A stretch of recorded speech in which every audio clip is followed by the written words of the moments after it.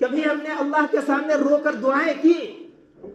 اگر آج ہمارے گھروں پر یا ہمارے کھیت کھلیان پر کوئی شخص قبضہ کر لے، کوئی شخص ہمارے کھیت کو چھین لے، ہمارے گھر کو چھین لے، ہم لڑنے مرنے کے لیے تیار ہو جاتے ہیں، ہم کیس ڈالتے ہیں، ہم پوری طاقت لگاتے ہیں، لیکن آج ہم سے مسجدیں چھینی جا رہی ہیں لیکن ہمیں کوئی فکر نہیں ہے۔ سچ بتاؤ، کیا بابری مسجد ہماری نہیں تھی؟ مسجد اقصی ہماری نہیں ہے؟ دلی کی جامع مسجد ہماری نہیں ہے؟ اگر ہماری ہوتی ہم تل ملا اٹھتے، ہم اس کے لیے کوشش کرتے، فکر کرتے، ہم آواز بلند کرتے۔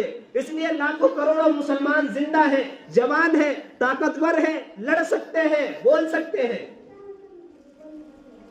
ایسی جوانی کا کیا فائدہ؟ ایسے علم و تقوی کا کیا فائدہ؟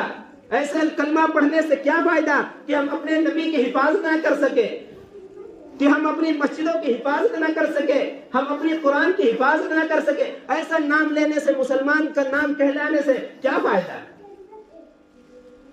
ہم طاقتور ہیں، جوان ہیں، ہم بول سکتے ہیں، ہمارے اوپر جتنی ذمہ داری ہم وہ کام کریں۔